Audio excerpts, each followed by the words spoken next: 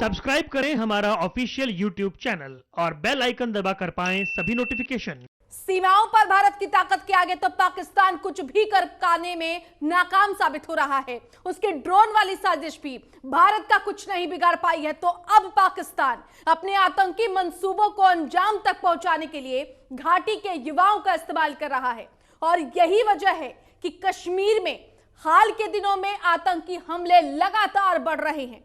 परेशान करने वाली बात यहां पर यह है कि पाक समर्थित आतंकी अब आम और चुनिंदा लोगों को, चुनिंदा कौमों को अपना निशाना बना रहे हैं। गुरुवार को श्रीनगर में 2 टीचर्स के कत्ल को इसी नजरिए से देखा जा सकता है। भारत सरकार का यह मानना है कि पाकिस्तान की एजेंसियां कश्मीर घाटी के आम युवाओं का इस्तेमाल करके लोगों के कत्ल करा रही हैं। ये युवा वारदात को अंजाम देने के बाद अपने रोजमर्रा के काम में लग जाते हैं, इसलिए कई बार ये सुरक्षा एजेंसियों की नजरों से बच जाते हैं। इन आतंकियों को हाइब्रिड टेररिस्ट कहा जा रहा है। तो कश्मीर में ये नापाक साजिश जो अब इस वक्त खुलेआम वादी में दिखाई दे रही है।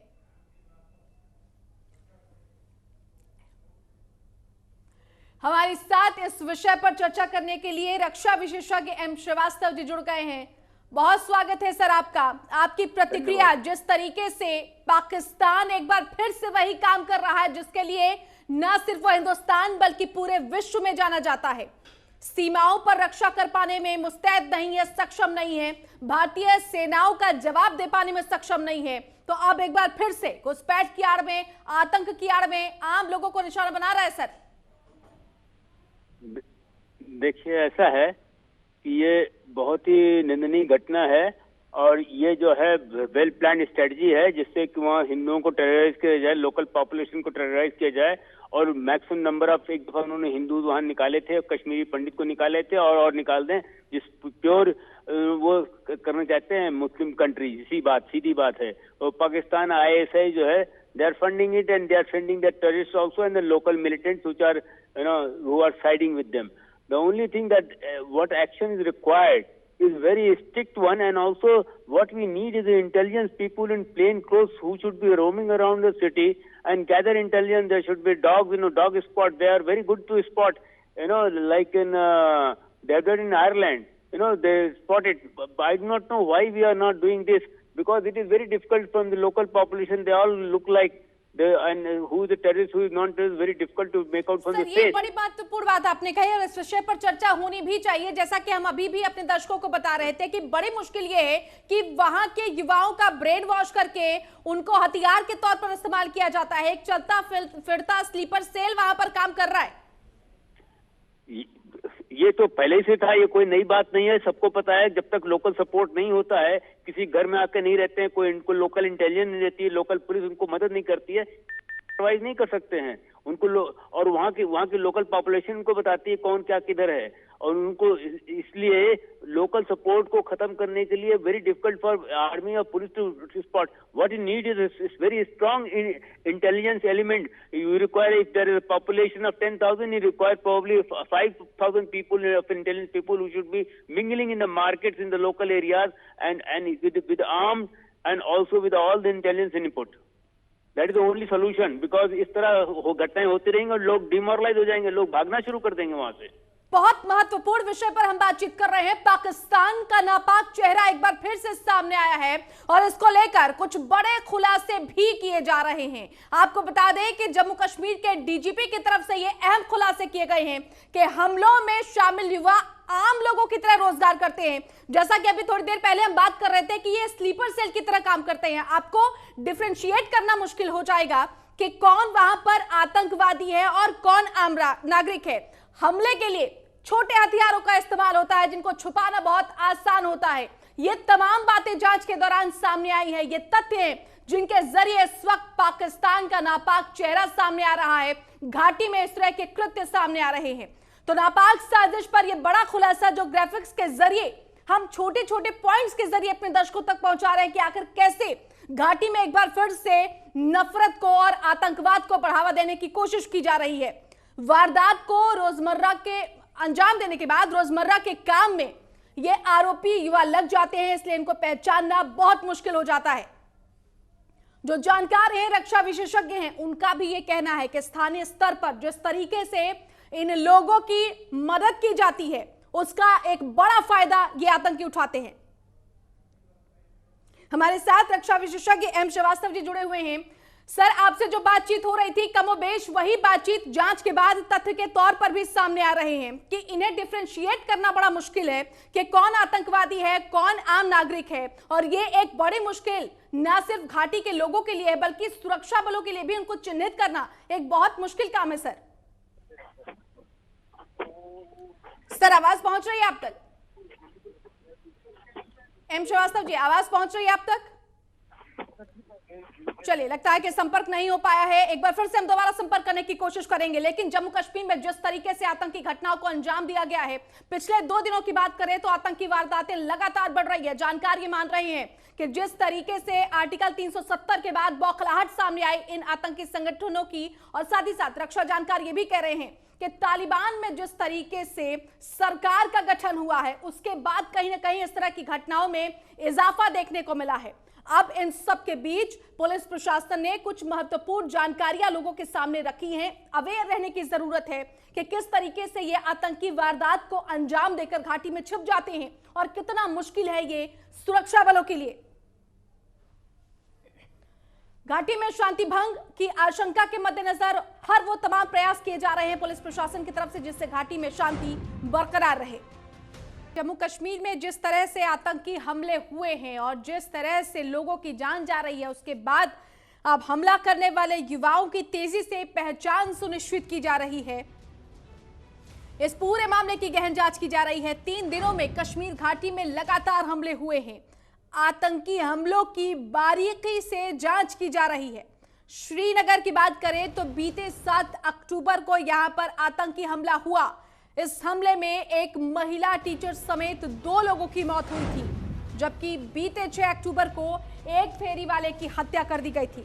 वहीं 5 अक्टूबर की बात करें तो श्रीनगर में एक कारोबारी की हत्या कर दी गई थी। तो ये आंकड़े इस बात को तस्दीक करते हैं कि घाटी में एक बार फिर से सक्रियता बढ़ रही है। आतंकियों की नापाक मंसूबे सामने आ रहे हैं और इन्हीं मंसूबों को नाकाम करने के लिए और आतंकियों की पहचान सुनिश्चित करने के लिए अब घाटी में तेजी से काम हो रहा है।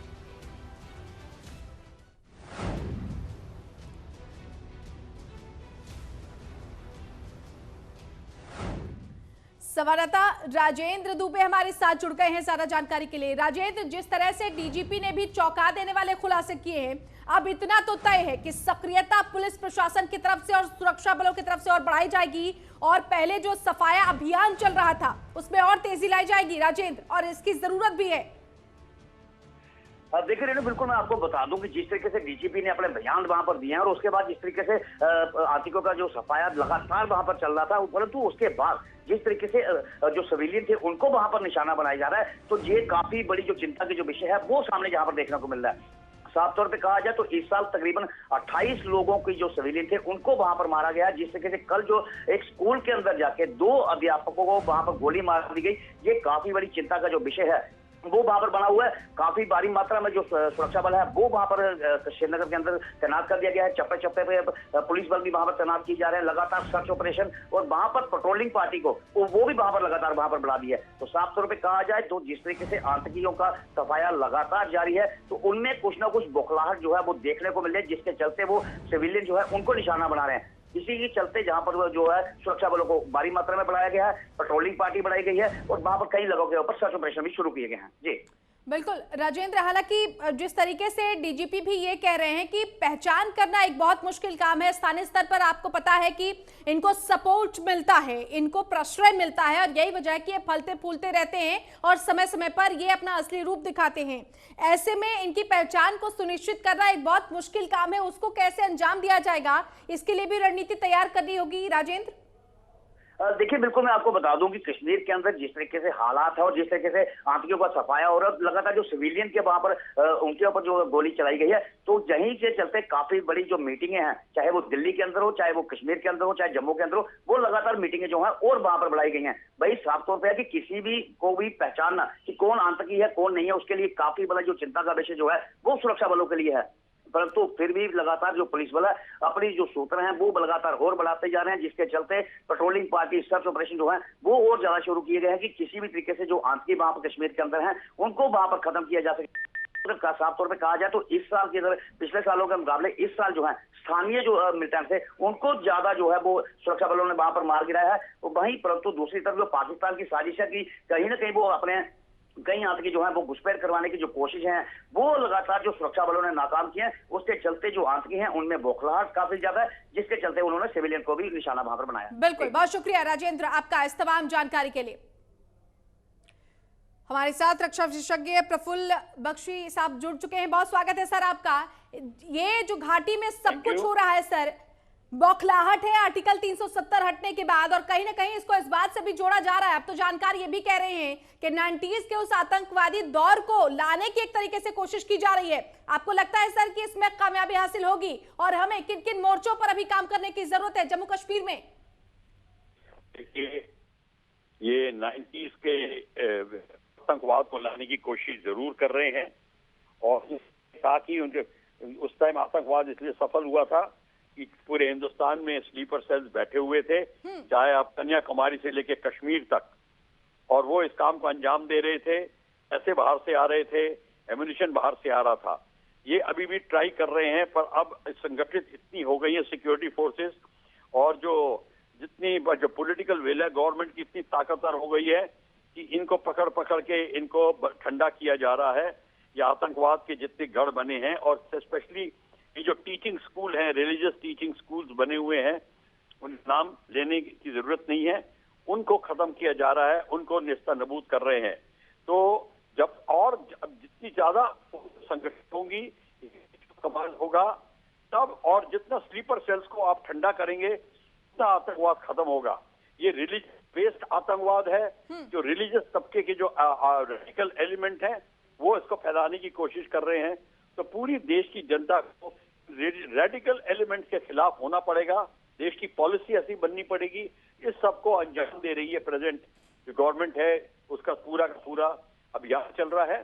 तो मेरे ख्याल से आतंकवाद अब सफलता नहीं उनको मिलेगी जैसे 1990s में मिली थी। बिल्कुल, बहुत शुक्रिया सर आपका हमारे साथ जुड़ने के लिए। रक्षा विशेषज्ञ प्रफुल्ल बख्शी हमारे साथ जुड़े हुए थे, विस्तार से कह रहे हैं कि 90s के उस दौर को वापस लाने की कोशिशें जरूर की जा रही है, लेकिन अब चूंकि भारत का सैन्य जो बल है वो इतना संगठित है कि इस तरह के आतंकवाद को एक बार फिर से पनपने का मौका नहीं दिया जाएगा।